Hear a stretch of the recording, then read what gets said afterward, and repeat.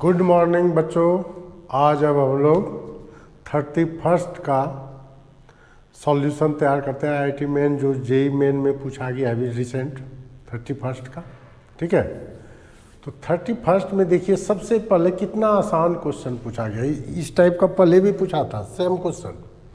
कहता है 1 mole of CH4 required for formation 22 gram of CO2 is m into 10 to the power minus 2. The value of m is integer type का है ना। तो देखिए क्या है। तो CO2 कैसे बनता है? जब CH4 का कंबस्शन हम लोग करते हैं, कोई भी ऑर्गेनिक कंपाउंड हाइड्रोकार्बन का कंबस्शन करते हैं तो क्या देता है? CO2 प्लस H2O देता है। तो बैलेंस इस टाइप के इक्वेशन में सबसे पहले हम लोग बैलेंस कर लिया करेंगे, ठीक है। तो बैलेंस कर लीजिए। 4H है, 2H2O 2O2 हो गया बैलेंस। देखिए वेट के टर्म में स्टोइचियोमेट्री याद कीजिए, जो हम लोग लिखते थे वेट के टर्म में लिखते थे 16 ग्राम, ये हो गया 64 ग्राम, 44 ग्राम और 36 ग्राम देता था। लेकिन क्वेश्चन में देखिए हमको क्या कहता है, मोल ऑफ CH4। मोल के टर्म में लिखते थे तो क्या होता था? मोल के टर्म में लिखते थे ये 1 मोल है, ये 2 मोल है, ये 1 मोल है, ये 2 मोल बना। यही बनता था स्टोइचियोमेट्री जो लिखते थे हम लोग। अब कंडीशन लगाया, देखिए कहता है mole of CH4 required for formation 22 gram of CO2। 22 gram of CO2, यहाँ 44 ग्राम CO2 बनता है 1 मोल से। मोल पूछा, इधर वाला मोल लेंगे, इधर वाला वेट लेंगे। कहता है इज इतना, तो क्या लिखेंगे? 44 ग्राम CO2 formed by combustion of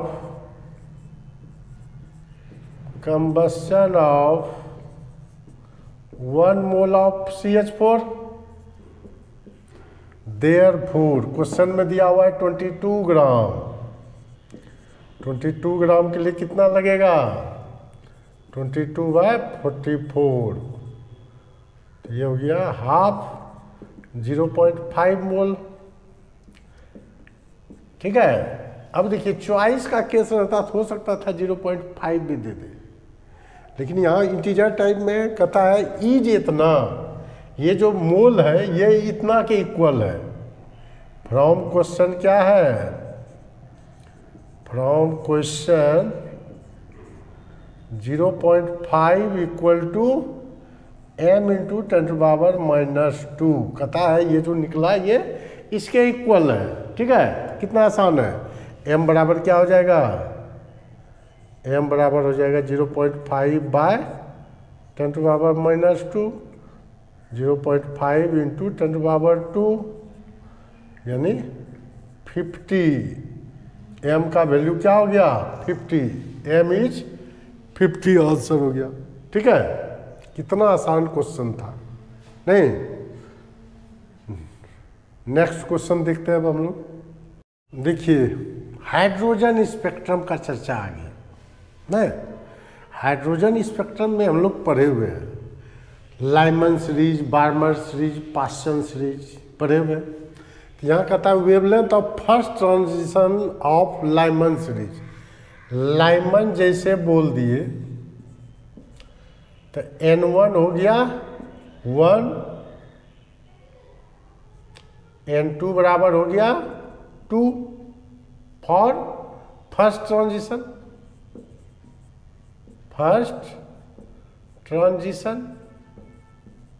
नहीं, अब देखिए इसके लिए हम लोग पढ़े थे लेमडा 1/λ बराबर क्या पढ़े थे? यहाँ देखिए आर रेडबर्ग कांस्टेंट का वैल्यू इस टाइप के क्वेश्चन में नहीं पुट किया जाता है, नहीं तो फिर बनेगा नहीं, ठीक है। तो मान लेंगे रेडबर्ग कांस्टेंट आर या एक्स आर ए रहने दीजिए, Z square 1/n1 square minus 1/n2 square. तो 1/λ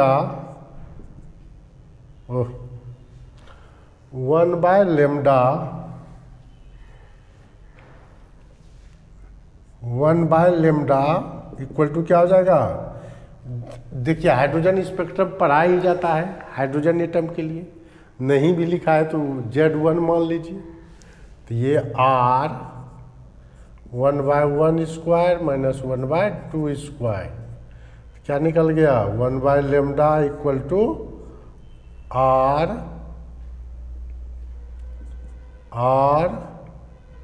ये 4 हो जाएगा, 4 माइनस 1 3/4। तो R का वैल्यू यहाँ से निकाल लीजिए, R बराबर क्या हो जाएगा? 4/3λ। देखिए 4/3λ नहीं है, ऐसे चॉइस नहीं है, ठीक है। अब देखिए अब हम लोग करेंगे for second transition. For second transition, second transition के लिए क्या होगा? n1 तो 1 रह जाएगा, n2 हो जाएगा 3 ना, 2 इन्फिनिटी लेते हैं, सेकेंड लाइन होता है 3। तो सेकेंड ट्रांजिशन तो यहाँ पर क्या हो जाएगा? 1/λ equal to R Z square 1/1 square minus 1/3 square होगा। देखिए Z तो 1 है, R का वैल्यू ये पुट कर दीजिए 4/3λ, ठीक है। क्या निकाल दीजिए?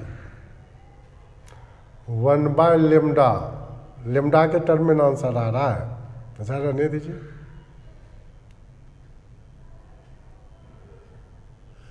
कहता है वेवलेंथ निकालने, वेवलेंथ लैम्डा है, ठीक है। आर ये पुट कर दीजिए, ये 1 स्क्वायर 1 हो गया 1/1 इंटू 1/9 क्या हो गया? 4/3λ, ये 9 माइनस 1 8/9, ये कितना हो गया? 32/27λ, ये निकला। लेकिन कह रहा है सेकेंड ट्रांजिशन का λ2 मान लीजिए इसको, तो λ2 निकालना है। यानी क्या कर रहा है? Wavelength of first transition of Lyman series is λ, then wavelength of second transition, तो λ2 निकालना है। तो इसलिए λ2 बराबर क्या हो गया? 1/λ2 ये है, इसलिए λ2 बराबर क्या हो जाएगा? 20, यही ना 4/3λ, हाँ 27/32λ। यहाँ λ ऊपर का, यहाँ पर है,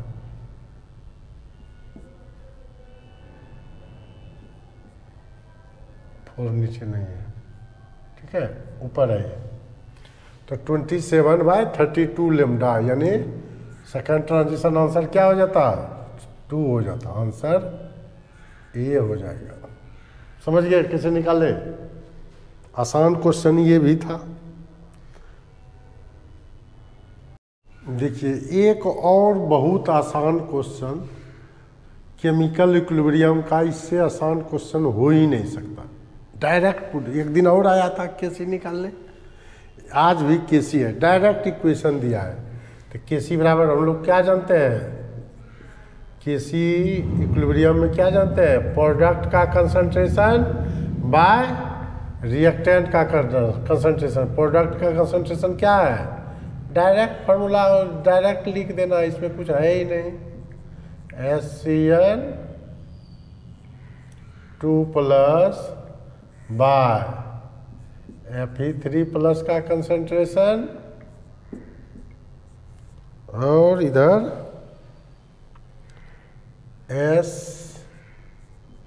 Cn माइनस का कंसंट्रेशन हो गया। इससे आसान क्या होगा बताइए। फोर्थ क्वेश्चन देखिए, find the value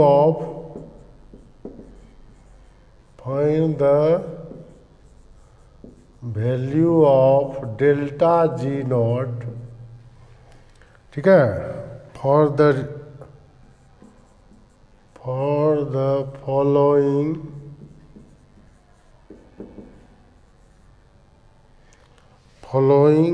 reaction at 298 kelvin. ठीक है, देखिए दिया हुआ है O3 से बन रहा है O2 प्लस O, रिएक्शन दिया हुआ है, इसके लिए Kp दिया हुआ है, गिवन Kp डायरेक्ट दे दिया है 2.47 10⁻⁻29। R का वैल्यू भी दिया हुआ है 8.314 जूल पर मोल पर केल्विन होता है। ठीक है, तो आंसर दिया है बनाने, निकालिए इसका। तो क्या हम लोग पढ़े थे, delta G not equal to -2.303 RT ln के RT log के की जगह पे यहाँ Kp पुट कर देंगे। ठीक है, Kp पुट कर दीजिए, तो -2.303 R का वैल्यू 8.314, T का 298 log 2.47 इंटू 10⁻⁻29 है, यही है। तो इसको क्या लिख सकते हैं, -2.303 इंटू 8.314 इंटू 298, ये हो जाएगा -20 लॉग ए जोड़ लॉग बी। इसको क्या लिख सकते हैं, इसको लिख सकते हैं लॉग 2.47 प्लस लॉग 10⁻⁻29, यही लिख सकते हैं। अब देखिए, अब डेल्टा जी नॉट क्या हो जाएगा, 2.303 इंटू 8.314 इंटू 298, ठीक है, लॉग 2.7 का देखना, यानी 24 का सतमा देखना पड़ेगा लॉग में। लॉग में 24 का 17th, 24 का सतमा देखना है, यही है 0.3927। तो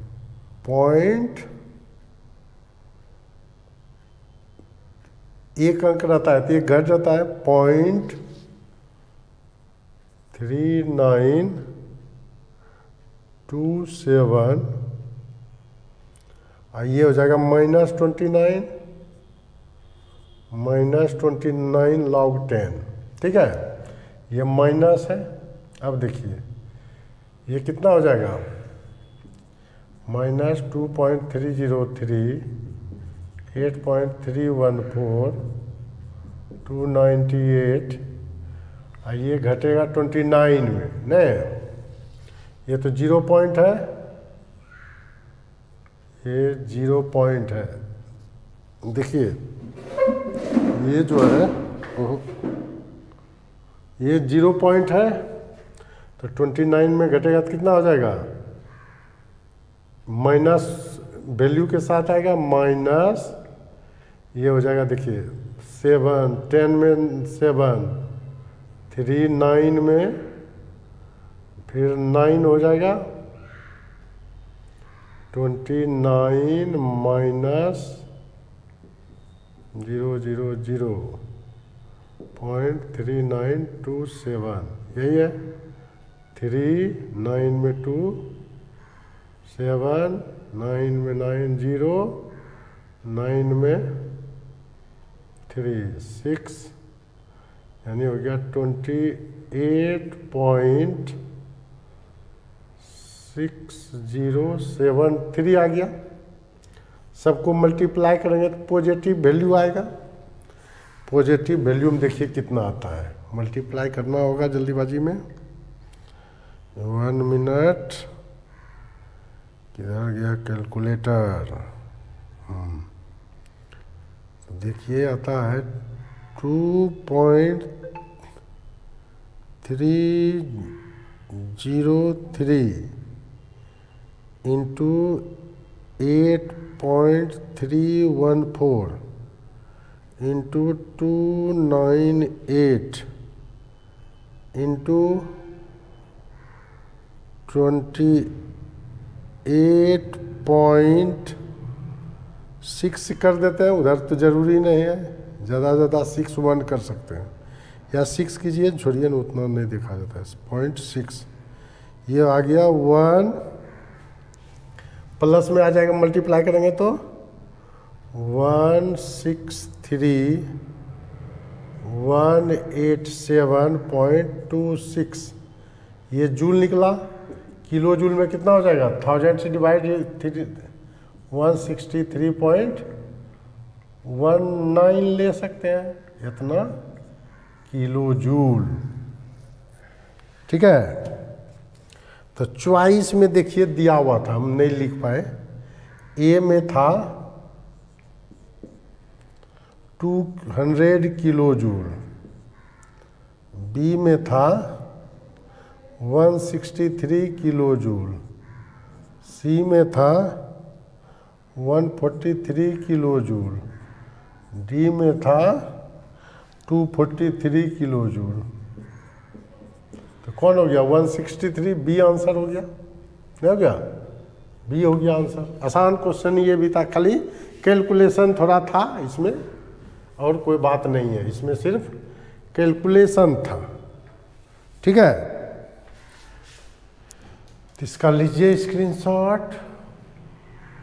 देखिए इस क्वेश्चन में दिया हुआ था चॉइस नहीं लिख रहा हूँ, डायरेक्ट नाम लिख दे रहा हूँ, कोई ज़रूरी नहीं है इसका चॉइस जानना, नहीं, आसान है क्वेश्चन। देखिए क्या कहता है, आईपीएसी नाम। आईपीएसी नाम में हम लोग क्या जानते हैं? सीनियर फंक्शनल ग्रुप के तरफ से काउंटिंग है, बॉन्ड लाइन स्ट्रक्चर है, काउंटिंग कीजिए 1 2 3 4 5 6 7, क्या हो जाएगा? 7 हाइड्रोक्सी,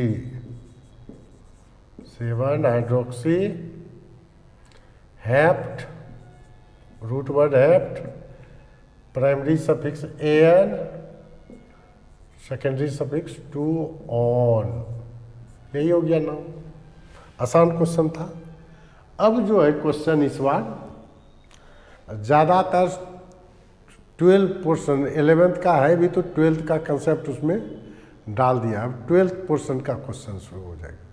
ठीक है, इस सेशन में 11th का क्वेश्चन कम है, मॉडरेट क्वेश्चन है, स्टैंडर्ड क्वेश्चन है इस बार। जैसे और सब सेशन में था थोड़ा क्या था, बिलो लेवल का था, लेकिन इस बार मॉडरेट क्वेश्चन दिया है। तो देखते हैं और सब नेक्स्ट क्वेश्चन।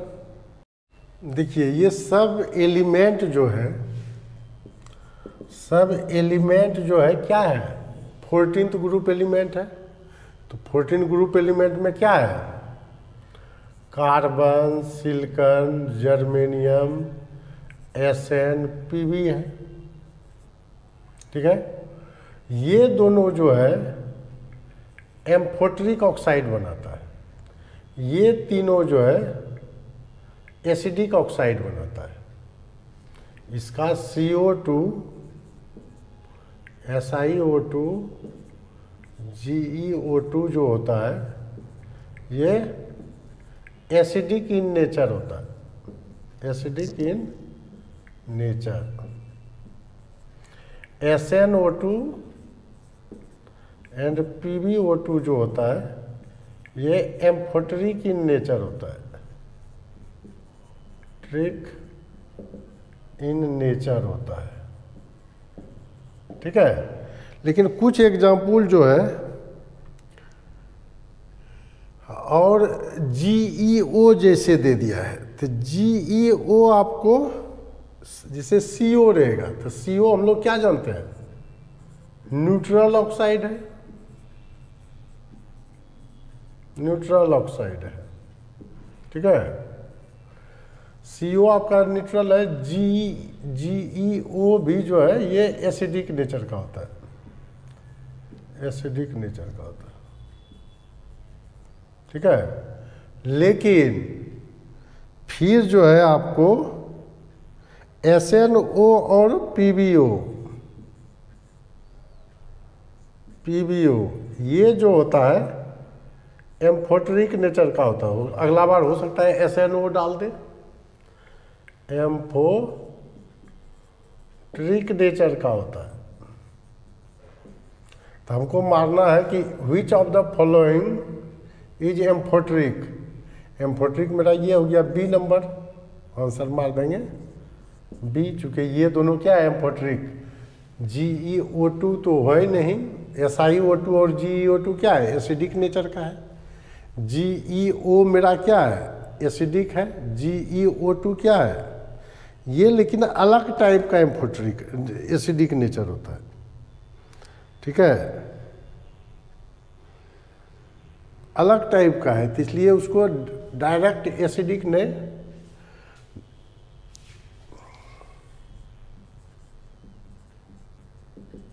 टिंक टाइप, अलग टाइप का एसिडिक नेचर होता है इसका, ठीक है। CO न्यूट्रल, SiO क्या होता है, SiO हो जाएगा, ये भी हो जाएगा एसिडिक, हो सकता है होता हो या न्यूट्रल, ठीक है। यही है, तो हमको यहाँ जानना है SnO2 और PbO2 क्या है, ये क्या है एम्फोटेरिक इन नेचर। ये 12th का क्वेश्चन हो गया। पहले तो P ब्लॉक पढ़ना था 11th में ही, ये कार्बन तक। देखिए कहता है हाउ मेनी फॉलोइंग कंपाउंड है sp3, बॉन्डिंग का है ये क्वेश्चन नहीं, तो बॉन्डिंग का क्वेश्चन है। तो इसमें देखिए कैसे हम लोग हाइब्रिडाइजेशन, H2O में क्या होता है, HOH, 2 lone pair 2 bond pair, hybrid orbital कितना हो गया, 2 bond pair plus 2 lone pair, 4 हो गया। 4 के लिए हाइब्रिडाइजेशन क्या लेते हैं, 4 हाइब्रिड ऑर्बिटल होता है, हाइब्रिडाइजेशन sp3 हो गया। NH3 का चर्चा करते हैं, तो NH3 ऐसे लिखते हैं स्ट्रक्चर हम लोग। NH3 जो है हम लोग क्या करते हैं, H H H, एक लोन पेयर, यहाँ पर हाइब्रिड ऑर्बिटल कितना हो गया, hybrid orbital 3 bond plus 1 loan, 4 हो गया। ये भी हाइब्रिडाइजेशन क्या हो गया इसके लिए, हाइब्रिडाइजेशन क्या जानते हैं, 4 हाइब्रिड ऑर्बिटल के लिए sp3 होता है। तो अगर शेप बाय द वे इसमें देता तो शेप इसका क्या होता, V शेप्ड या एंगुलर, यहाँ एंगुलर है, एंगुलर बोलते हैं, या इसी को V शेप्ड भी बोलते हैं, कुछ भी रहे सब एक ही है, या बेंट शेप भी बोलते हैं, बेंट, तीनों नाम है इसका, ठीक है। इसका होता है पैरामिडल शेप, शेप इसका क्या हो जाएगा, पैरामिडल, तो 2 गो तो sp3 मिल गया। SiO2 के बारे में जानिए। अभी SiO2 है, SiO2 जो है टेट्राहेड्रली जुड़ा रहता है, दूसरे O से O फिर इधर सिलिका जुड़ता है, SI,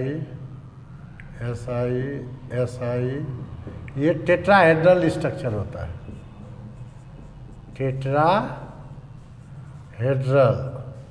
टेट्राहेड्रल किसका होता है? sp3 हाइब्रिडाइजेशन का। ठीक है, अब देखिए SO2 है, SO2 में क्या होता है? इससे होता है 2 बॉन्ड हो गया, एक लोन पेयर, तो ये क्या हो जाता है? एंगुलर से 2 बॉन्ड एक लोन ना हो गया ना, 2 बॉन्ड एक लोन, हाइब्रिड ऑर्बिटल हो गया, 2 बॉन्ड प्लस 1 लोन, 3 हाइब्रिडाइजेशन हो गया मेरा, हाइब्रिडाइजेशन हो गया इसका sp2 है। अब देखिए CO है, CO में क्या जानते हैं? C डबल बॉन्ड O, ऐसे होता है CO।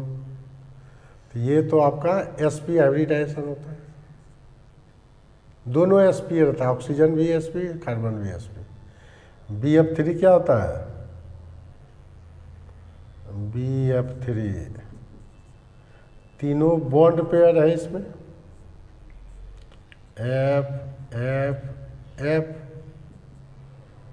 हाइब्रिड ऑर्बिटल हो गया इसमें, 3 बॉन्ड पेयर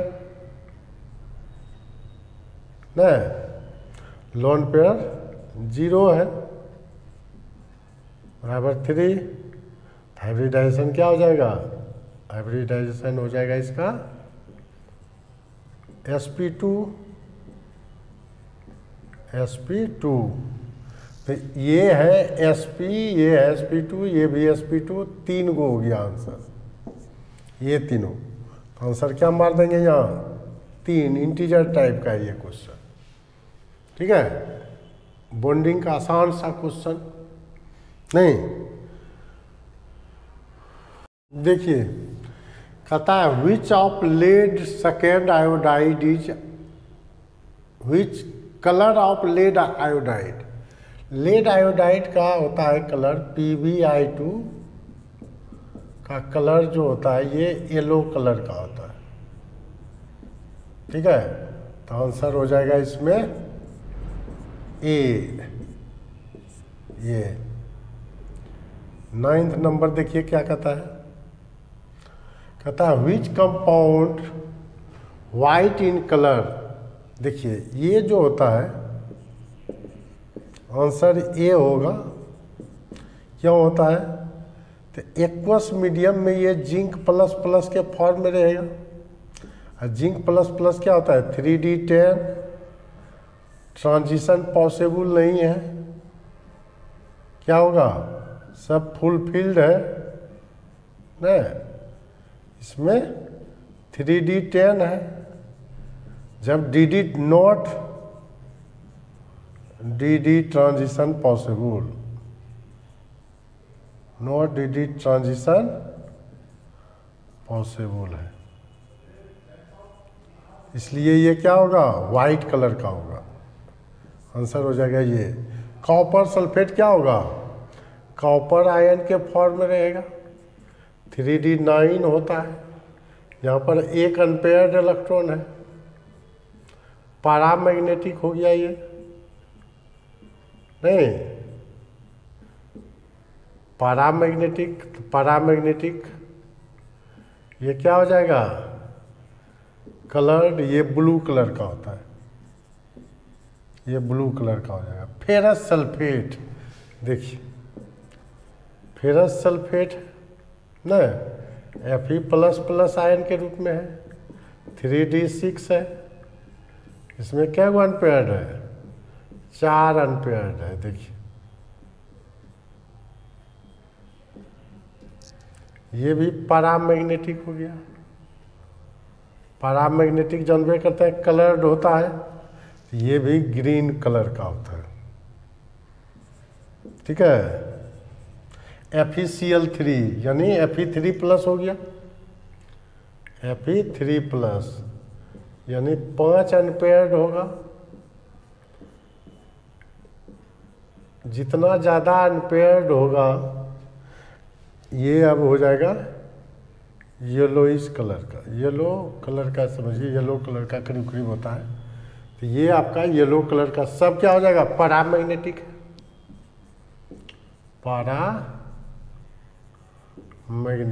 पैरामैग्नेटिक पढ़े क्या होता है, कलर्ड कंपाउंड। डायमैग्नेटिक कलरलेस होता है, चूँकि इसमें डी ट्रांजिशन पॉसिबल नहीं होता। इसमें डी ट्रांजिशन है, इसमें भी डी ट्रांजिशन है, इसमें भी डी ट्रांजिशन पॉसिबल है। ठीक है, तो आंसर हो जाएगा 9 का ए। अच्छा क्वेश्चन है ये, नहीं थोड़ा सोचना है बन जाएगा।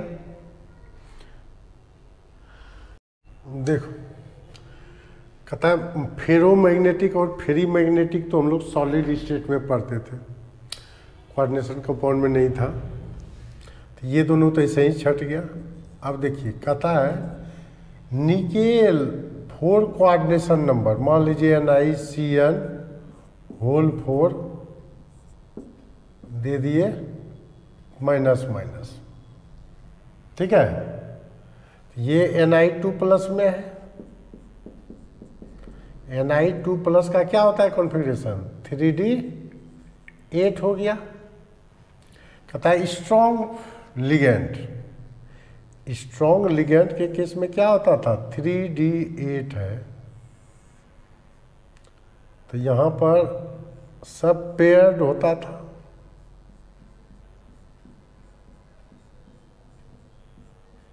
आठवें इलेक्ट्रॉन पेयर्ड हो गया। अब ये आपका 4 लिगेंड देगा लोन पेयर, तो ये जाएगा, ये 3D, ये है 4s, अब 4p में 2 को चला जाएगा, 4p है, यही ना हाइब्रिड ऑर्बिटल हुआ नहीं। तो यहाँ पर क्या देख रहे हैं, हाइब्रिडाइजेशन अगर इसका पूछता तो DsP2 मारते, और शेप क्या हो जाता है, शेप स्क्वायर प्लेनर हो जाएगा। अब देखिए यहाँ लेकिन मैग्नेटिक प्रॉपर्टी पूछ रहा है, सब इलेक्ट्रॉन क्या है, पेयर्ड, नो अनपेयर्ड इलेक्ट्रॉन, तो मैग्नेटिक नेचर क्या होगा, paramagnetic, diamagnetic in nature, diamagnetic in nature ना। और मैग्नेटिक मोमेंट का था, तो मैग्नेटिक मोमेंट कितना हो जाता, डायमैग्नेटिक का क्या होता है, मैग्नेटिक मोमेंट 0, बोर मैग्नेट्रॉन होता है, 0 होता है। तो इसमें क्या मार देंगे, बी आंसर मार देंगे ना, डायमैग्नेटिक हो जाएगा। क्लियर हुआ कंसेप्ट। ये सब तो एकदम थॉक भाव में कोऑर्डिनेशन केमिस्ट्री में पढ़ाए हैं नहीं, बहुत ज़्यादा क्वेश्चन यूज बनाए हैं, इसलिए ये सब तो एकदम लॉलीपॉप क्वेश्चन है नहीं, आसान सा क्वेश्चन ये सब कोऑर्डिनेशन केमिस्ट्री का। लीजिए देखिए, electron gain enthalpy of fluorine, bromine, sulphur, argon, 4 element दिया हुआ है। पीरियोडिक टेबल का क्वेश्चन हो गया ना। तो फ्लोरीन, देखिए फ्लोरीन है, ब्रोमीन है, सल्फर है, आर्गन है ना, आर्गन है। तो ये आपको इसका होता है -228, 328, -325, -200, ठीक है। उसके बाद +98। तो सबका देखिए कह रहा है मैग्नीट्यूड, मैग्नीट्यूड लेंगे तो सब पॉजिटिव ही है। 328, 325, 298 सब होगा किलो जूल पर मोल में, यही आएगा। तो कहता है सजाने डिक्रीजिंग ऑर्डर में सबसे ज़्यादा किसका है? फ्लोरीन का है। तो ABCD सज जाएगा नहीं, इसमें देखिए फ्लोरीन सबसे ज़्यादा, तो A सबसे ज़्यादा, B उसके बाद C है, उसके बाद D आर्गन का है, आर्गन का सबसे कम है। मैग्नीट्यूड ही का, ऐसे तो मैग्नीट्यूड का ज़्यादा है, पॉजिटिव है, लेकिन मैग्नीट्यूड में का सब इक्वल, हमने सब पॉजिटिव हो गया, ठीक है। तो इसमें होता है A greater than B greater than C greater than D, ठीक है। आसान ही क्वेश्चन है ये, लेकिन ये इसमें है कि थोड़ा याद रखने वाला धंधा है। तो ये डाटा अगर नहीं दिमाग से डिस्प्लेस है या कुछ आइडिया नहीं लगा तो मिस्टेक भी हो सकता है। चॉइस तो हर टाइप का दिया रहेगा आपको, नहीं, इसलिए थोड़ा इसमें दिक्कत है। हम लोग क्या जानते हैं, टॉप टू बॉटम जाते हैं तो इलेक्ट्रॉन इंथैल्पी डिक्रीज करता है, लेकिन फ्लोरीन और देखिए यहाँ पर कैसे सोचिएगा, फ्लोरीन, क्लोरीन, ब्रोमीन, क्लोरीन का तो सबसे ज़्यादा होता है ना। आर्गन, आर्गन 18 है, यहाँ पर है। सल्फर 16 है, यहाँ पर है। लेफ्ट टू राइट जाते हैं तो क्या होता है, इलेक्ट्रॉन गेन इंथैल्पी इंक्रीज करता है ना, लेफ्ट टू राइट में इंक्रीज करता है। तो लेकिन यहाँ पर मैग्नीट्यूड ओनली लिख दिया है, मैग्नीट्यूड के कारण ये इस टाइप का हो जाएगा, ठीक है। टॉप टू बॉटम में डिक्रीज करता है। क्लोरीन का सिर्फ है कि सबसे ज़्यादा होता है, ये जानना है, ये बार बार पूछता है। क्लोरीन का इलेक्ट्रॉन गेन इंथैल्पी क्या होता है, सबसे इलेक्ट्रॉन एफिनिटी सबसे ज़्यादा, पूरा पीरियोडिक टेबल में सबसे ज़्यादा, इसका इलेक्ट्रॉन नेगेटिविटी सबसे ज़्यादा होता है, नहीं। तो ये हो गया। देखिए कहता है spin only magnetic moment of hexa amine nickel second ion, ये दिया है। तो देखिए ये सब टाइप का इतना बनवाए थे कोऑर्डिनेशन कंपाउंड में। इसका सबसे पहले क्या लिखते थे, देखिए NiNH3 सब चीज़ जान जाइए। इसमें 6 गो क्वेश्चन बार बार पूछता है।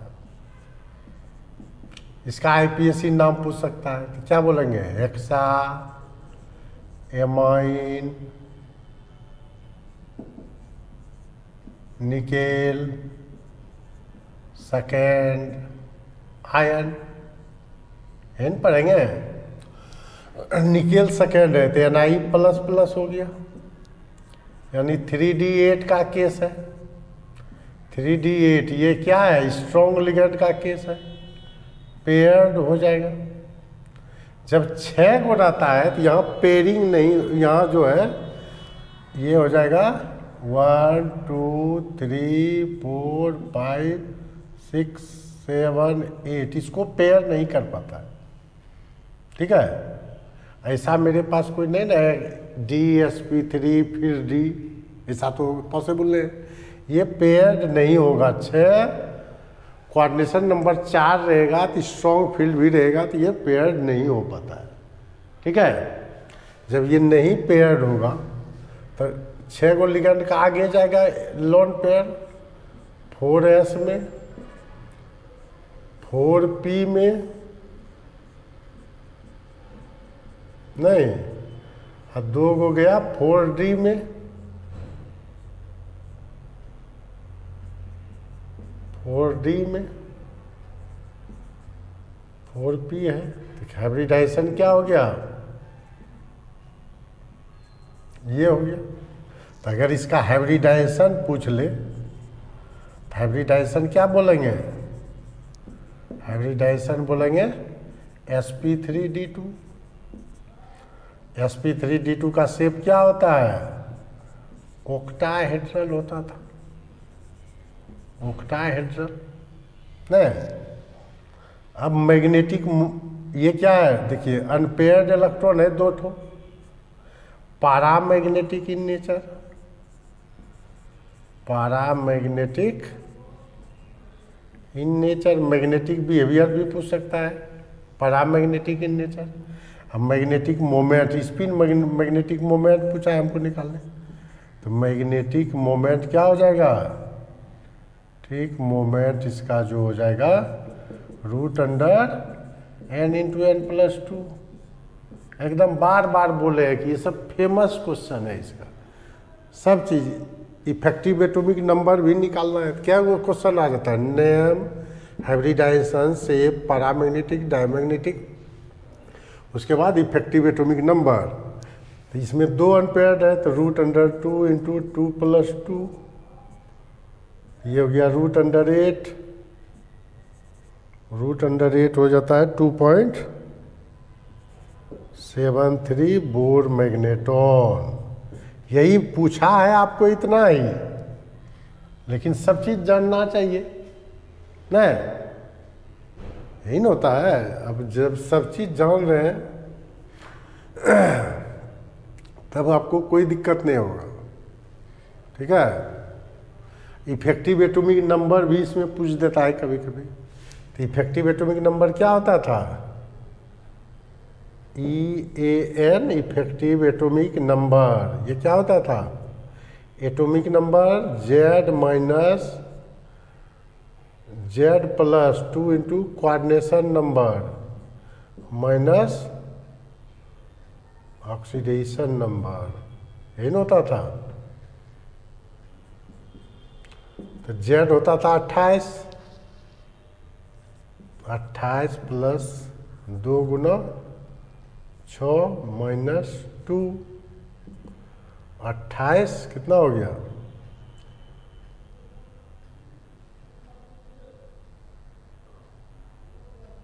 28 × 12 = 40, 38 हो जाता है।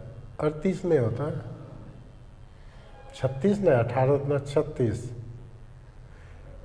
एटॉमिक नंबर हो गया इसका 28। तो हो जाता है 2 × coordination number plus oxidation number होता था क्या? यही तो था, नहीं यही होता था। इफेक्टिव एटॉमिक नंबर जो होता था यही होता था।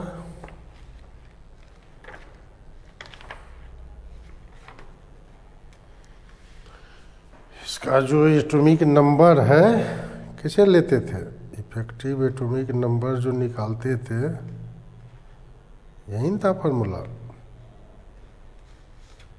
Atomic number minus oxidation number, coordination number -2, इसका कितना हो गया?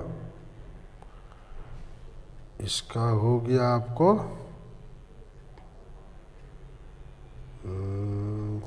ज़्यादा हो जाएगा ना।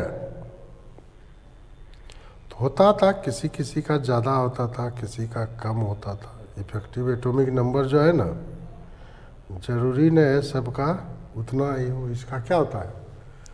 28 × 12 = 40 में 2 घट गया, 38 हो गया। ये भी पूछता है। इफेक्टिव एटॉमिक नंबर क्या होता था? Z, ये Z है, 2 नहीं है, Z atomic number. Atomic number +2 × coordination number minus oxidation number. तो ऑक्सीडेशन नंबर तो 2 ही है, ठीक है। तो यही निकलेगा जो निकला, हम क्या कर सकते हैं। 38 निकला तो निकला, नहीं तो जनरली पूछता है वो इनर्ट गैस का कॉन्फ़िगरेशन, इनर्ट गैस का एटॉमिक नंबर के बराबर। तो नहीं पूरा, नहीं पूरा, ठीक है। तो हमको लेकिन ये मैग्नेटिक मोमेंट इसका पूछा था। देखिए अच्छा क्वेश्चन पूछा है इसमें। इसमें बहुत तरह का क्वेश्चन बन जाता है कहता है dichromate ion are generally made from chromate ion. ये स्टेटमेंट सही है, स्टेटमेंट फर्स्ट जो है ये ट्रू है। कैसे है देखिए, dichromate ion form from chromate ion. Chromate जो होता है ना इस तरह से रहता है, O माइनस, ये O माइनस गया। और डाइक्रोमेट में कैसे होता है Cr2O7। अब यहाँ पर Cr है, फिर इसके साथ ये बॉन्ड बनाता है, ऐसे है, और O माइनस, यही हो गया Cr2। तो क्रोमेट आयन से ही बना है नहीं, ये क्रोमेट आयन से ही ना बना डाइक्रोमेट आयन। तो डाइक्रोमेट आयन जनरली, ये देखिए क्रोमेट का क्या होता है, ये स्ट्रक्चर है, ये है डाइक्रोमेट आयन।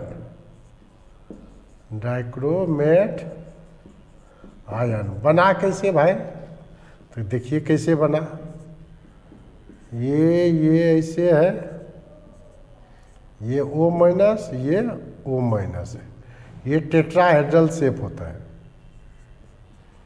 टेट्राहेड्रल होता है। यो पूछ सकता है क्या है क्रोमेट आयन का ज्योमेट्री, टेट्राहेड्रल होगा। इसका क्या है, थोड़ा ठीक से लिख दें, टेट्राहेड्रल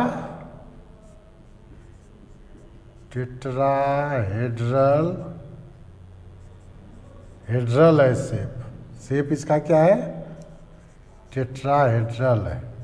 ठीक है, तो ये सही हो गया। क्या कहता है, dichromate ion generally made of chromate, यही दो गो जुड़ा थी, ये डाइक्रोमेट बन गया। ठीक है, कहता है manganate ions are diamagnetic.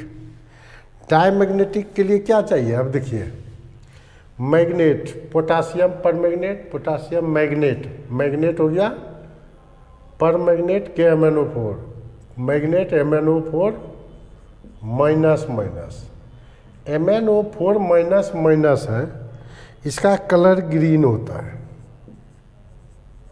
Green होता है। ये कितना है, +6 ऑक्सीडेशन स्टेट में है ना, तो +6 में है, तो मैग्नीज का 5,3D1 स्टेट में चला गया। ये Mn6 प्लस जो है किस में गया, 3D1 में, 3D1 में गया, तो ये क्या हो गया, पैरामैग्नेटिक हो गया। तो ये हो गया पैरामैग्नेटिक, मैग्नेटिक हो गया। अब देखिए परमैग्नेट आयन MnO4 माइनस होता है, तो ये हो गया +7 ना, ये कलर होता है पर्पल, पर्पल कलर होता है ये ना। तो कहता है मैग्नेट आयन इज डायमैग्नेटिक, क्या है, पैरामैग्नेटिक है ना। स्टेटमेंट सेकंड क्या हो गया, स्टेटमेंट सेकंड जो हो गया ये फॉल्स हो गया। यही अब ट्रू फॉल्स में जो statement first true false choice जो दिया रहता है उसके अनुसार अरेंज कर लीजिएगा, कुछ है नहीं क्वेश्चन में। क्लियर हुआ। MnO4 माइनस का लिगेंड टू चार्ज ट्रांसफर के कारण, हम नेक्स्ट अथी में पूछा था, लिगेंड टू चार्ज ट्रांसफर के कारण क्या होता था, वो पर्पल कलर का होता था नहीं। ये देखिए 3D1 में है, पैरामैग्नेटिक, वो तो Mn0 हो जाएगा, 3D0 में चला जाएगा। ठीक है, तो वहाँ DD ट्रांजिशन के कारण नहीं होता है, यहाँ होता है ligand to metal charge transfer. यहाँ पर जो है ligand to metal charge transfer के कारण कलर शो कर रहा है, यहाँ DD ट्रांजिशन के कारण शो कर रहा है। ये भी क्वेश्चन पूछेगा। MnO4 माइनस माइनस में देखते हैं 3D1 हो गया, मैग्नीज 25 होता है, 3D5 4s2 तो 6 है, तो एक तो 2 उसका घटा, 3D5 में 4 घट गया, 3D1 बचा, ये पैरामैग्नेटिक हो गया। लेकिन इसमें तो +7 में 3D0 है, होना चाहिए कलरलेस, लेकिन ये किसके कारण कलर शो करता है? Ligand to metal charge transfer के कारण, यहाँ डी ट्रांजिशन के कारण ये जो कलर शो करता है, कलर शोज ड्यू टू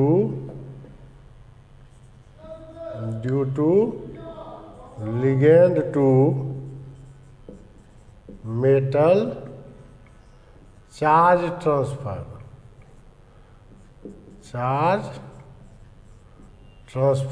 यहाँ हुआ कलर शो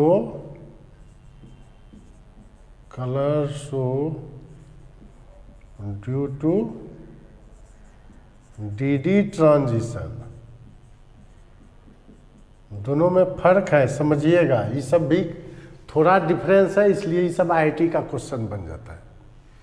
जैसे ये क्रोमेट आयन टेट्राहेड्रल है, डाइक्रोमेट आयन पूछ दिया क्या चीज़ कि ये इससे बना है। क्वेश्चन को थोड़ा थोड़ा ट्विस्ट करते जाता। हो गया, ये अच्छा क्वेश्चन था। ये टाइप के क्वेश्चन में पी के हम लोग पढ़े थे, एसिडिक नेचर, ये सबके कॉपी में लिखा हुआ है। Directly proportional to H plus, inversely proportional to pH, directly proportional to K, inversely proportional to pK, यही था। अब देखिए इथेनॉल जो है, ये इथेनॉल है, प्लस आई इफेक्ट लग रहा है। फिनॉल जो है, फिनॉल में क्या है, ये रेजोनेंस स्टेबल है। इसका जो है ये समझिए, ये फिनॉल है,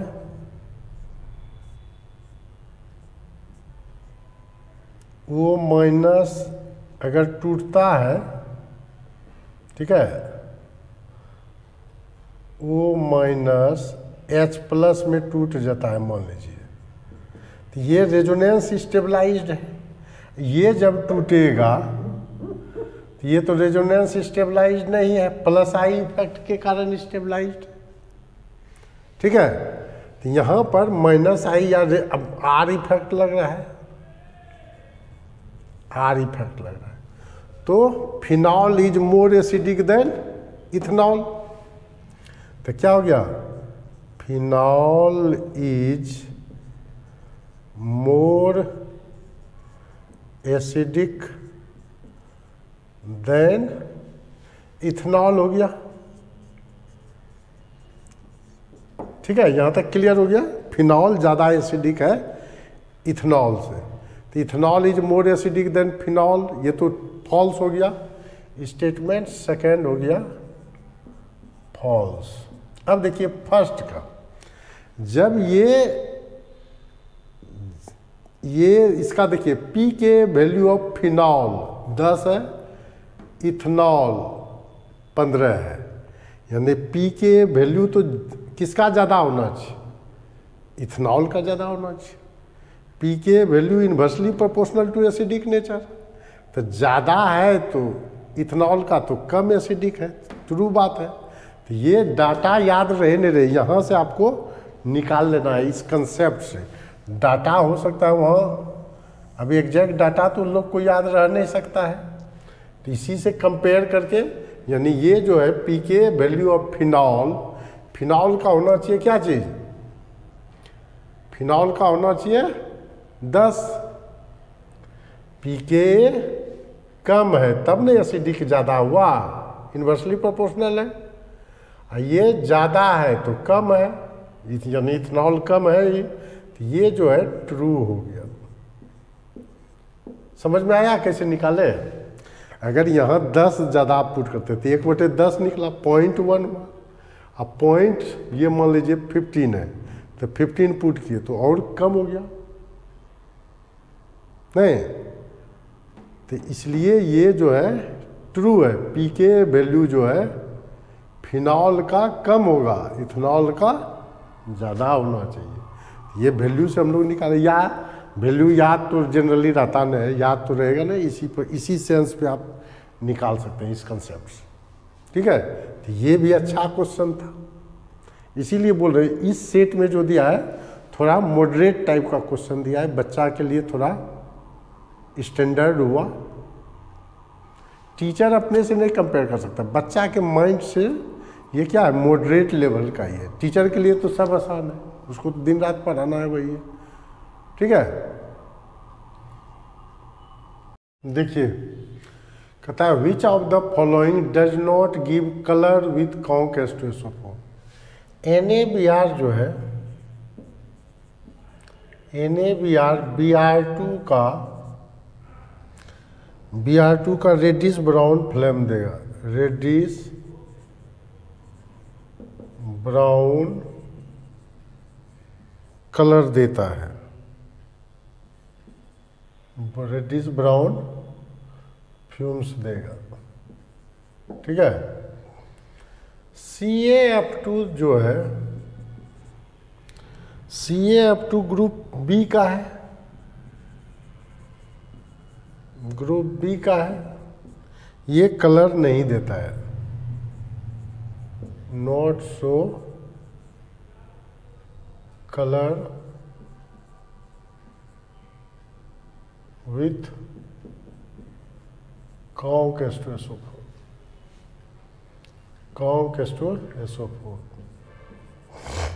ठीक है, I माइनस से तो देगा, ये और क्या था, NaNO3 भी है ना, NaNO3 से क्या देगा, NO2 का ब्राउन फ्यूम्स देगा।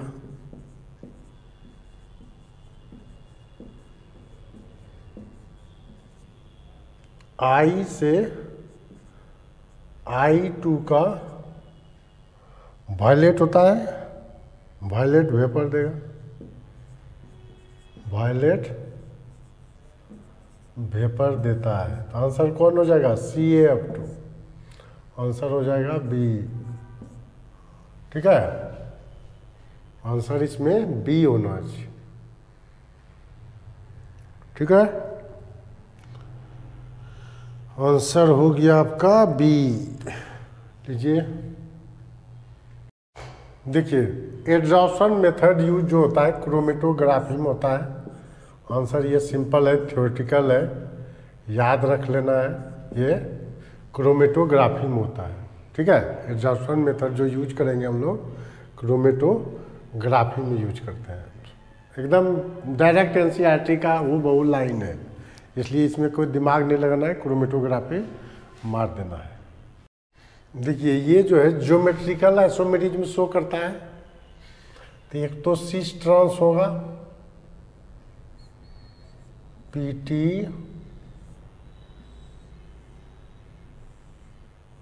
अगर दोनों Cl इधर ले लेते हैं, ठीक है, दोनों Cl अगर हम लोग यहाँ ले लेते हैं, ठीक है, Cl Cl ये कोऑर्डिनेट करेगा इसको, ये कोऑर्डिनेट करेगा। ठीक है, अब ऐसे करके ऐसे लेते हैं, यहाँ से ऐसे En ये होता है, अब ऐसे लेते हैं, ऐसे लेते हैं, याद है ना, तो ये हो गया सिस, सिस, इसका ट्रांस भी ये हो गया आपका सिस ट्रांस, इसका क्या होगा, PT ट्रांस बनाते हैं इसका।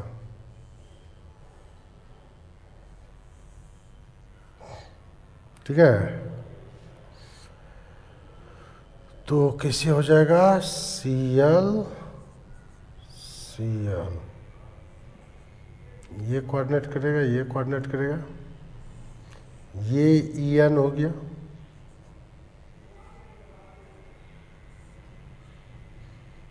ये En हो गया, तो देखते हैं ये दोनों अपोजिट हो गया तो ये ट्रांस हो गया, लेकिन इसमें देखिए ऑप्टिकल भी पॉसिबल है, उल्टा हो जाएगा, mirror image non supreme possible mirror image भी होगा। तो सिस का इनेंटियोमर्स भी होगा, सिस का क्या हो गया, इनेंटियोमर्स होगा। यहाँ पीटी हो जाएगा, यहाँ अब सीएल हो जाएगा, सीएल हो जाएगा, ऐसे डोनेट करेगा।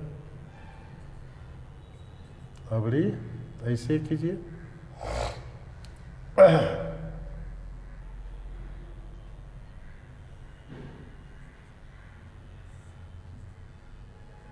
एन है,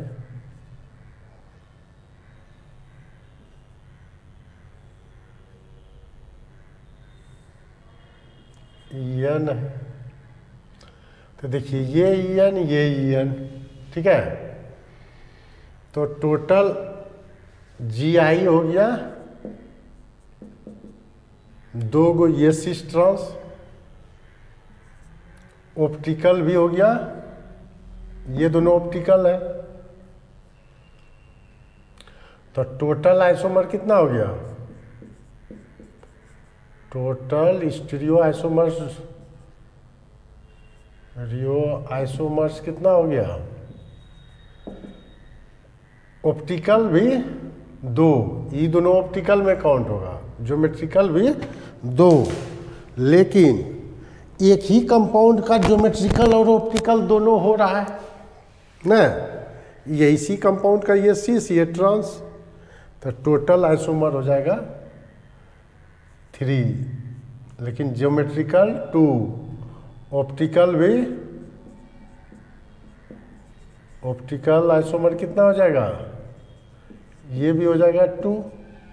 लेकिन टोटल बोलेगा, देखिए इसी का ये है, 3 न बना टोटल, इसलिए 3 ही होगा, इन्हें कि 2 2 4 नहीं कर दीजिएगा, ठीक है। अच्छा क्वेश्चन है ये, लोग 4 मार सकता है, ठीक है। इसका तो स्टीरियो ऑप्टिकल बनेगा नहीं, चूँकि मिरर इमेज क्या हो जाएगा, एक दूसरे पर ओवरलैप कर जाएगा, नहीं। ये हो गया, अच्छा क्वेश्चन था ये भी कोऑर्डिनेशन कंपाउंड, कोऑर्डिनेशन कंपाउंड का इसमें तो एकदम भर दिया है क्वेश्चन। देखिए इसमें और कुछ भी हो सकता है, आसान है। इसमें हम लोग आयरन का कहीं बैटरी में यूज नहीं करते हैं, जिंक का करते हैं, निकेल कैडमियम करते हैं, मरकरी करते हैं, ये सब का यूज करते हैं, मैग्नीज का भी करते हैं, MnO2 का ड्राई सेल में यूज करते हैं। तो ये यूज होगा, ये यूज होगा, ये यूज होगा, आयरन नहीं यूज होता है। तो आंसर कितना मार देते हैं, 4 आंसर मार देंगे इसमें। ये सब का तो यूज होता ही है बैटरी में, इलेक्ट्रोकेमिस्ट्री का क्वेश्चन है, आसान क्वेश्चन नहीं। एक और आसान क्वेश्चन फैराडे लॉ पर है, हम लोग क्या जानते हैं, कहता है 1 Faraday of electricity is used in discharging of copper ion. Copper ion 2 electron gain करेगा,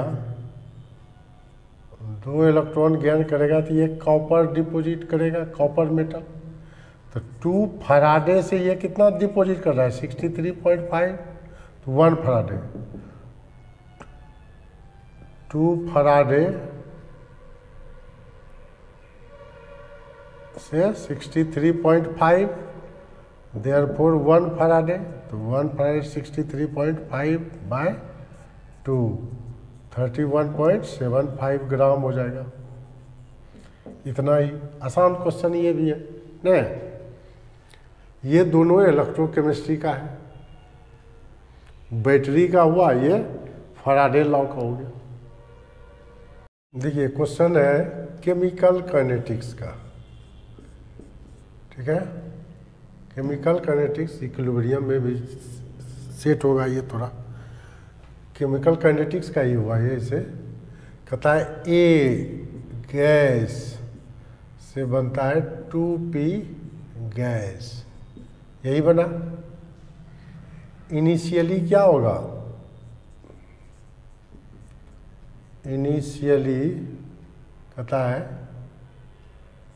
इनिशियली प्रेशर कितना है पी आई, तो ये 0 है नहीं, पी 0 है। आफ्टर टाइम टी तो इससे मान लीजिए टूटा कुछ, पी आई से पी डैश टूटा तो बनेगा 2p डैश। टोटल प्रेशर कितना हो गया, टोटल प्रेशर हो गया, टोटल कंसंट्रेशन बोल सकते हैं या total pressure, total pressure PT कहता है वहाँ लिखा हुआ है। पीटी कितना हो जाएगा, पीटी हो जाएगा मेरा P I minus P dash plus 2p dash, यानी P I plus P dash हो गया, यही निकला। तो पी डैश कितना निकला, पी टी और पी आई के टर्म में दिया हुआ है, पी डैश कितना निकल गया P T minus P I. अब लगाइए लॉ ऑफ मास एक्शन है कि रेट कांस्टेंट का लॉ, के बराबर क्या हो जाएगा 2.303 बाई टी लॉग इनिशियल है पी आई, बाद में कितना बचा P I minus P dash, यही न बचा, यहीं से निकाल लेते हैं। आफ्टर टाइम टी क्या बचा, तो ये बचा आपका पी डैश तो निकाल लिए, आफ्टर टाइम बचा है यही कंसंट्रेशन, तो P I minus P dash मतलब क्या हो गया P I, P dash put कर दीजिए minus P T plus P I हो जाएगा, बराबर क्या हो जाएगा 2p आई माइनस पी टी, यही निकल गया। आफ्टर टाइम टी ये हो गया आफ्टर टाइम टी, ये निकल गया। तो आफ्टर टाइम टी यहाँ लेते हैं तो ये हो जाएगा 2p आई माइनस पी टी, ये जिसमें टिक रहेगा रेट कांस्टेंट वही हो जाएगा। चॉइस देखेंगे और ये वाला रेट कांस्टेंट को टिक मार देना है, कुछ नहीं, आसान क्वेश्चन। यहाँ से थोड़ा केमिकल इक्विलिब्रियम टाइप का लगाए और यहाँ पुट कर दिए के में, आसान सा क्वेश्चन है। यहीं से हम लोग आफ्टर टाइम टी यहाँ लेते थे ना A minus A by A minus x, ये क्या है इनिशियली है, आफ्टर फाइनल है, तो फाइनल ये बचा है। ठीक है, आसान क्वेश्चन। ये भी इलेक्ट्रोकेमिस्ट्री का ही है, कहता है on which factor electrical conductivity of electrolytic cell does not depend, nature of electrode पर डिपेंड नहीं करता, और सब पे टेम्परेचर पर, अमाउंट ऑफ इलेक्ट्रोलाइट एडेड पर, कंसंट्रेशन तो वही हो गया, तो ये इस पर नहीं करता है। आंसर हो जाएगा डी, नेचर ऑफ इलेक्ट्रोड पर डिपेंड नहीं करता है कंडक्टिविटी। ठीक है, आसान क्वेश्चन, थ्योरेटिकल है। देखिए आसान क्वेश्चन है, अगर है CH3 CH2 CH2 Br है, अल्कोहलिक केवज क्या देता है डिहाइड्रो हेलोजिनेशन रिएक्शन, यहाँ पर इसका Br इसका H रिमूव होगा तो प्रोपीन बन जाएगा, CH3 CH double bond CH2 बन गया। अब इसका कराते हैं हम लोग HBr से, ठीक है, अगर इसका कराते हैं हम लोग HBr से, HBr से तो क्या होगा H टूटेगा तो प्लस आई इफेक्ट के कारण माइनस इधर, तो H वहाँ जाएगा, 2 पर ब्रोमो आएगा, तो ये हो गया मार्कोनिकॉफ रूल। यहाँ पर Br, यहाँ पर CH3 बनेगा ना। और जब इसका करा देंगे फिर एक्वस केवस से, तो एक्वस केवस क्या होता है, सिंपल OH सब्स्टिट्यूशन रिएक्शन होगा, तो CH3 CH OH CH3 बन जाएगा। तो ये C हो गया, ये आपका A हो गया, ये B हो गया। तो कहता है फाइनल प्रोडक्ट क्या है, तो प्रोपेन 2 ऑल है, ये है 2 ब्रोमो प्रोपेन है, और ये है प्रोपीन। ये क्या है, ये है मेरा प्रोपीन है। अब जिसके अनुसार चॉइस रहेगा मार लीजिएगा, कोई बड़ा चीज़ नहीं है ये, ठीक है। आसान ये भी क्वेश्चन। देखिए ये ग्लूकोज के साथ दिया है रिएक्शन, HI के साथ करता है तो N हेक्सेन बन जाता है नॉर्मल, ठीक है। NaHCO3 के साथ ये रिएक्शन ही नहीं करता, तो क्या हो जाएगा आंसर, A का आंसर यहाँ लिखते हैं, A का B का A का इसका 1 2 पुट कर देते हैं, फर्स्ट सेकेंड थर्ड फोर्थ। तो A का हो जाएगा सेकेंड, ठीक है। B का हो जाएगा, B कैपिटल लिया इधर, A, B का हो जाएगा थर्ड, नो रिएक्शन होगा।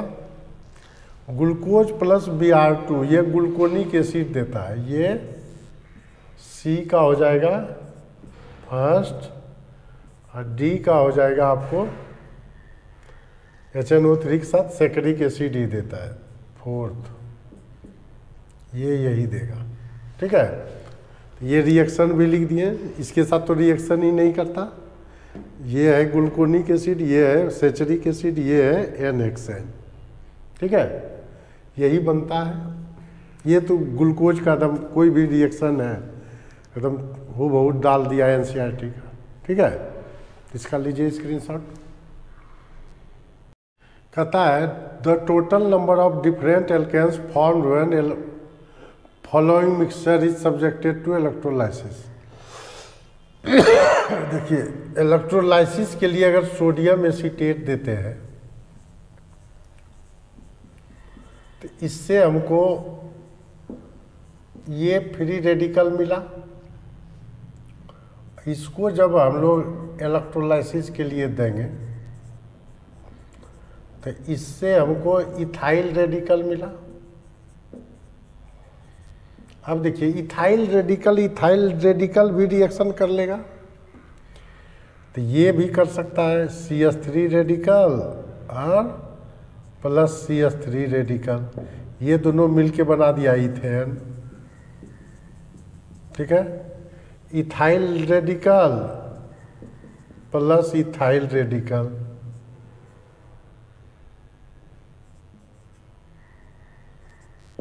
ये मिलके बन गया ब्यूटेन।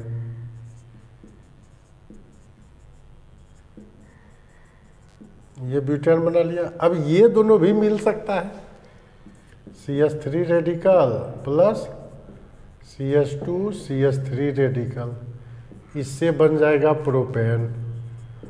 तो क्या तरह का एल्केन मिला, 3 तरह का। यहाँ आंसर हो जाएगा 3 है, आंसर कितना हो जाएगा 3 हो जाएगा, आंसर हो जाएगा 3। इलेक्ट्रोलाइसिस का था केस, कोल्बे रिएक्शन का ना, इससे हम लोग बनाते हैं इथेन, इससे बनाएंगे तो ब्यूटेन बनेगा। दोनों का जब मिक्सर रहेगा तब वो भी बन जाएगा प्रोपेन भी। देखिए कहता है species having carbon with 6 valence electron and act as electrophile. Carbanion में क्या होता है, आंसर बाद में लिखेंगे। कार्बेनियन में क्या होता है, फर्स्ट में 3 बॉन्ड 1 माइनस चार्ज, यानी 8 इलेक्ट्रॉन हो गया, तो 6 इलेक्ट्रॉन नहीं हुआ, ये नहीं हुआ। कार्बोकेटायन 3 बॉन्ड 1 पॉजिटिव चार्ज, यानी 6 इलेक्ट्रॉन हुआ, और positively charge chemical species are called electrophile. तो यही हो गया बी नंबर आंसर, बी हो गया। कार्बन फ्री रेडिकल होता है, तो कार्बन फ्री रेडिकल में 3 बॉन्ड 6 इलेक्ट्रॉन ही हुआ, 1 7 हो गया। नाइट्रीन में देखिए, नाइट्रीन तो कार्बन का है ही नहीं, नाइट्रीन का क्या होता है, 2 बॉन्ड और 1 lone pair, 1 bond 2 lone pair होता है। ये 5 का, ऐसे भी ये नाइट्रीन का है, नाइट्रीन कार्बन का नहीं है, तो आंसर क्या मार देंगे, कार्बोकेटायन। इसमें कार्बोकेटायन बी हो जाएगा आंसर। ठीक है, बहुत आसान क्वेश्चन, ये सब एकदम बेसिक का है। देखिए असर्शन नोबल गैस है वेरी हाई बॉइलिंग पॉइंट, ये तो रॉन्ग बात है, तो असर्शन इज फॉल्स। आंसर क्या हो जाएगा इसका, assertion is false but reason is true. कहता है नोबल गैस है वीक डिस्पर्सन फोर्स, उसके बीच क्या लगता है, वीक डिस्पर्सन फोर्स लगता है, तो रीजन सही है। एसर्शन फॉल्स है, रीजन इज ट्रू, ये जिसमें ठीक रहेगा मार देंगे। ठीक है, आसान क्वेश्चन है। देखिए इसमें भी हाइड्रोजन बॉन्ड है, इसमें भी हाइड्रोजन बॉन्ड है, जब दोनों को मिलाते हैं तो वीक हाइड्रोजन बॉन्ड बनेगा। जब वीक हाइड्रोजन बॉन्ड बनेगा मतलब ज़्यादा वेपर निकलेगा, तो ये पॉजिटिव डेविएशन शो करेगा।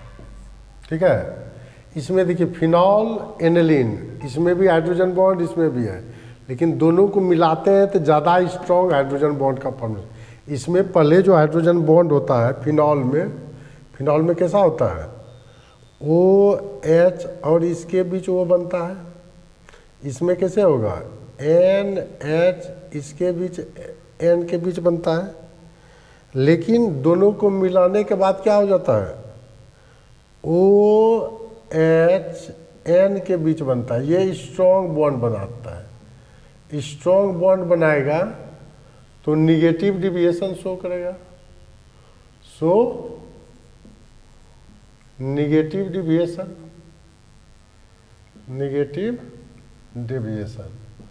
मिलाने के बाद। ठीक है, इसमें देखिए एसीटोन और क्लोरोफॉर्म में पहले से हाइड्रोजन बॉन्ड नहीं है, लेकिन जब मिलाते हैं तो ये एकदम फेमस है क्वेश्चन। इस तरह से हाइड्रोजन बॉन्ड का फॉर्मेशन करता है, हाइड्रोजन बॉन्ड का फॉर्मेशन किया तो ये भी निगेटिव डिविएशन शो करेगा, सो निगेटिव डिविएशन। ठीक है, अब यहाँ पर HNO3 HN double bond O है। अब यहाँ पर क्लोरोफॉर्म का H Cl के साथ ये क्या बनता है, हाइड्रोजन बॉन्ड का फॉर्मेशन कर लेता है, तो सो निगेटिव डिविएशन,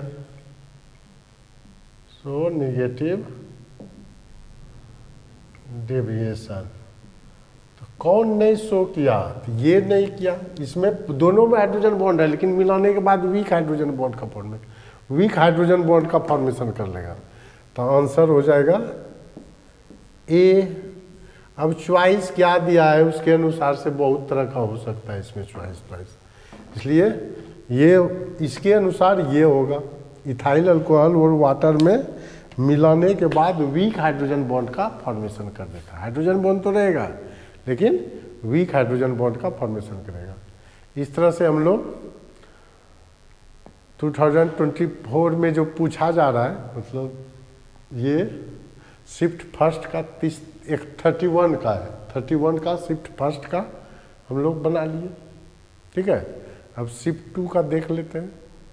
ठीक है, तो वीडियो को जो न्यू व्यूवर है ज़रूर उसको सब्सक्राइब कर लीजिएगा, आपको नया वीडियो रिसेंट मिलता जाएगा। अभी नया नया, फिर अगर ऑनलाइन कुछ क्लास लेते हैं तो ऑनलाइन का भी आपको बेनिफिट मिल जाएगा। इसलिए सब्सक्राइब किया हुआ रहेगा, बेल आइकन दबाया रहेगा तो आपको इजीली नोटिफिकेशन जाएगा, आप देख सकते हैं। ठीक है, थैंक यू।